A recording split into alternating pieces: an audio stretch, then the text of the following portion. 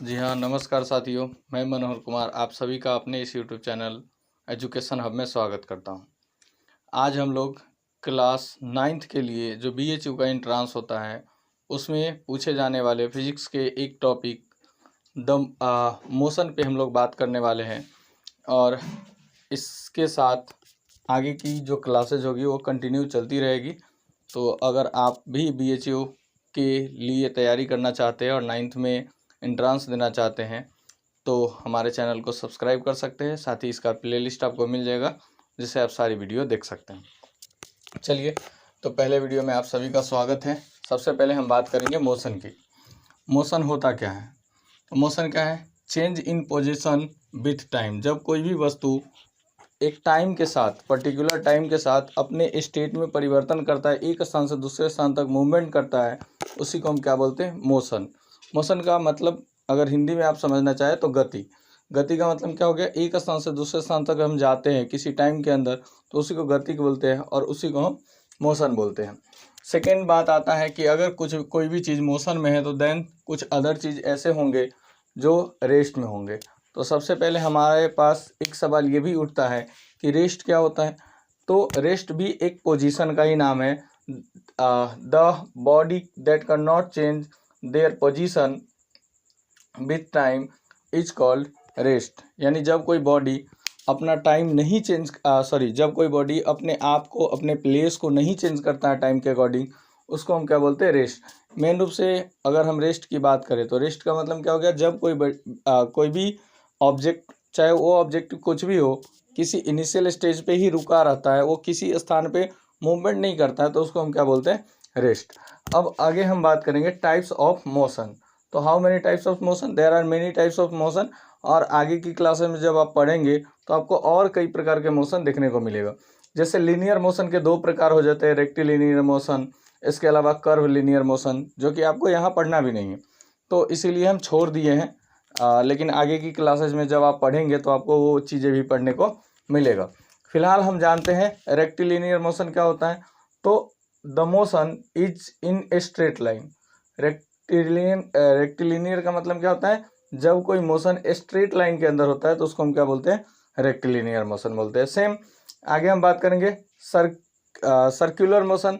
तो जब कोई भी मूवमेंट, जब कोई भी गति, मूवमेंट किस में हो? सर्कुलर पाथवे में हो, तो उसको हम क्या बोलते हैं? सर्कुलर मूवमेंट बोलते हैं या सर्कुलर मोशन बोलते हैं।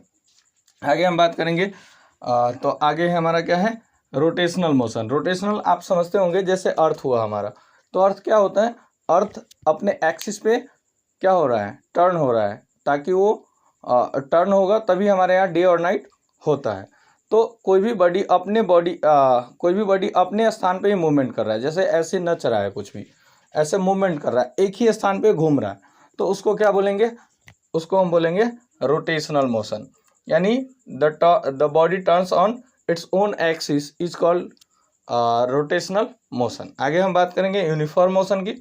तो यूनिफॉर्म मोशन क्या होता है? यूनिफॉर्म मोशन, देखिए, कुछ भी चीज़ यूनिफॉर्म में कब होगा? जब उसको क्या मिलेगा? इक्वल टाइम और इक्वल डिस्टेंस मिले। यानी इक्वल डिस्टेंस इक्वल टाइम के अकॉर्डिंग पार कर रहा है, उसको हम क्या बोलते हैं?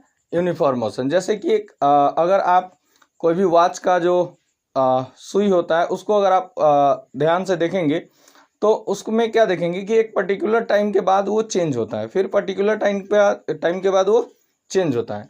तो जब कोई भी मूवमेंट एक फिक्स टाइम के अंदर होता है तो उसको हम क्या बोलते हैं? Uniform motion.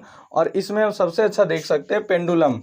जो हमारा पेंडुलम होता है, पेंडुलम का जो मूवमेंट होता है, जो वॉच के अंदर पाया जाता है पेंडुलम। तो पेंडुलम का मूवमेंट जो होता है वो यूनिफॉर्म मोशन का ही होता है ऐसा, क्योंकि वो फिक्स टाइम के अंदर आगे बढ़ रहा है, फिक्स टाइम के अंदर पीछे भी आ रहा है। आगे हम बात करेंगे नॉन यूनिफॉर्म मोशन।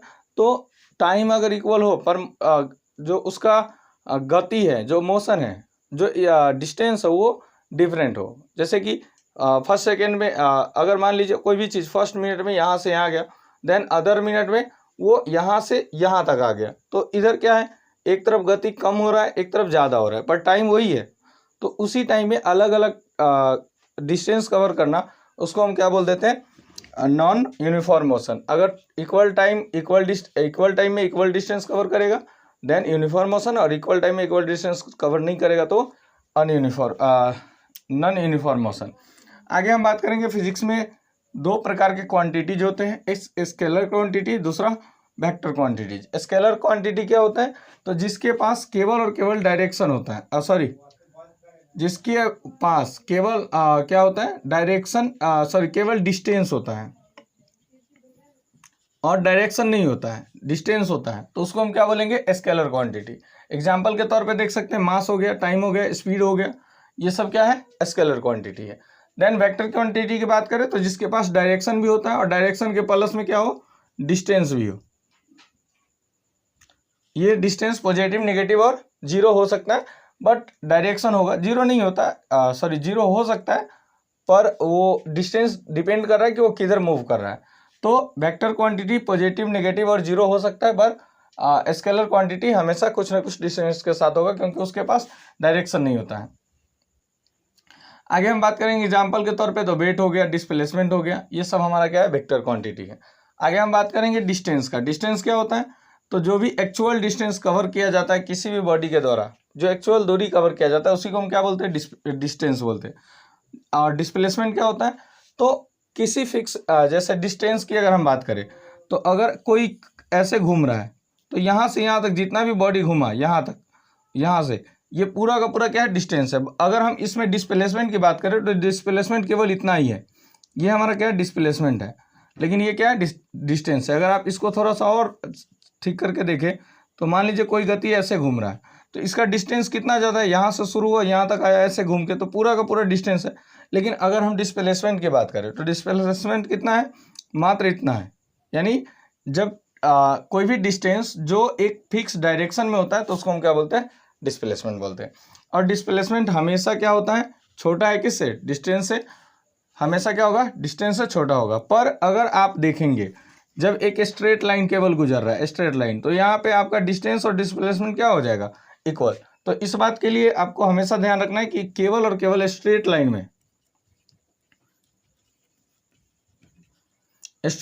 में डिस्टेंस और डिस्प्लेसमेंट दोनों क्या हो सकता है, इक्वल हो सकता है। बाकी हर टाइम में डिस्टेंस अलग होगा, डिस्प्लेसमेंट अलग होगा, डिस्टेंस ज़्यादा होगा, डिस्प्लेसमेंट कम होगा, ठीक है। और अगर इसी को आप तोड़ेंगे तो ये इधर इक्वल के है तो इधर ले आएंगे तो ये क्या हो जाएगा, नीचे चला जाएगा, और इक्वल में क्या बचेगा, एक। तो distance upon displacement upon distance always होगा लोअर देन 1, स्मॉलर देन 1 और इक्वल देन 1। अगर ये दोनों स्ट्रेट लाइन में हुआ तो 1 के इक्वल होगा, और स्ट्रेट लाइन में नहीं हुआ तो ये क्या हो जाएगा, छोटा हो जाएगा 1 से। आगे हम बात करेंगे डिस्टेंस की। डिस्टेंस क्या होता है, डिस्टेंस तो हम बात कर चुके हैं। डिस्टेंस की अगर हम बात करें तो डिस्टेंस और डिस्प्लेसमेंट इक्वल कब होगा, वही बात लिखा हुआ है ये वाला, कि ये हमेशा कब इक्वल होगा, जब ये स्ट्रेट लाइन में होगा। डिस्प्लेसमेंट की बात करें तो डिस्प्लेसमेंट क्या हो सकता है, पॉजिटिव हो सकता है, नेगेटिव हो सकता है और जीरो हो सकता है, जबकि डिस्टेंस जो है ऑलवेज पॉजिटिव होगा। क्यों, क्योंकि ये आप ऐसे देखें, फिर ये घूम के या फिर ऐसे घुमा दें हम, कोई भी वैन है जो मूव कर रहा है और यहाँ आ गया, तो आप देखेंगे ये आगे की तरफ निकला पर ये पीछे की तरफ आ गया, तो यहाँ पे डिस्प्लेसमेंट मेरा नेगेटिव हो सकता है, पर डिस्टेंस हमेशा पॉजिटिव होता है। आगे हम बात करेंगे तो आगे क्या हो गया, स्पीड। स्पीड क्या होता है, तो कोई भी जो डिस्टेंस कवर किया जाता है किसी भी पर्टिकुलर ऑब्जेक्ट के द्वारा इन पर यूनिट टाइम, इसी को क्या बोलते हैं, स्पीड बोलते हैं। यानी the distance covered by a body in per unit time is called speed. और स्पीड का ऐसा यूनिट क्या होता है, मीटर पर सेकेंड। स्पीड हमेशा क्या होता है, पॉजिटिव में होता है, क्योंकि डिस्टेंस अपॉन टाइम होता है। और स्पीड हमेशा पॉजिटिव क्यों होता है, पॉजिटिव होने का मेन वजह है क्योंकि इसके पास केवल क्या है, ये स्केलर क्वांटिटी है, इसके पास केवल डिस्टेंस होता है, डायरेक्शन नहीं होता है, इसी वजह से ये क्या होता है, पॉजिटिव होता है। अब हम बात करेंगे इसके ऐसा यूनिट क्या होता है, तो मीटर पर सेकेंड होता है। आगे हम बात करेंगे यूनिफॉर्म स्पीड क्या होता है, नॉन यूनिफॉर्म स्पीड क्या होता है और एवरेज स्पीड क्या होता है। इसके अलावा इंस्टेंटेनियस स्पीड क्या होता है, सभी पे बात करेंगे। फिलहाल हम बात करेंगे यूनिफॉर्म स्पीड पर। आप यहाँ ध्यान दिए होंगे तो यूनिफॉर्म मोशन का मतलब क्या होगा, equal distance cover by in equal time, equal distance cover by a body in equal time. Same चीज जब इक्वल डिस्टेंस इक्वल टाइम में कवर किया जाए उसको हम क्या बोलेंगे, यूनिफॉर्म स्पीड। जब यहाँ से वहाँ तक जा रहा है, जैसे 1 किलोमीटर जा रहा है 60 की स्पीड से, फिर अदर किलोमीटर भी जा रहा है, अदर 1 किलोमीटर देन 60 की स्पीड, फिर अदर 3rd किलोमीटर देन 60 की स्पीड, तो वैसे मोशन को हम क्या बोलेंगे, यूनिफॉर्म मोशन। लेकिन अगर कभी 20 किलोमीटर जा रहा है 1 आवर में, फिर अगेन वो 40 किलोमीटर चल जा रहा है 1 आवर में, तो टाइम आवर एक ही है, 1 आवर 1 आवर 1 आवर, पर उसका जो डिस्टेंस है वो अलग अलग हो रहा है, तो वैसे केस में हम क्या बोलेंगे, उसको नॉन यूनिफॉर्म स्पीड है।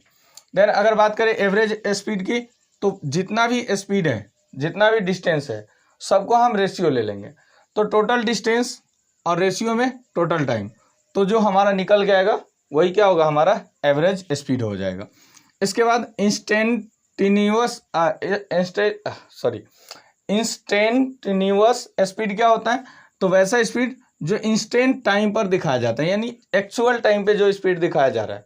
जैसे अगर आप कोई भी वैन मूव करते होंगे या कोई भी ड्राइव करते होंगे कोई भी कार, तो वहाँ पे आप देखते होंगे कि उसके ऊपर क्या हो रहा है, एक स्पीडोमीटर लगा होता है और स्पीडोमीटर में स्पीड शो करता रहता है कि कितना की स्पीड से गाड़ी चल रहा है, तो वो उस टाइम पे जितना की स्पीड से चल रहा है वैन, उस टाइम का एक्चुअल स्पीड दिखाता है।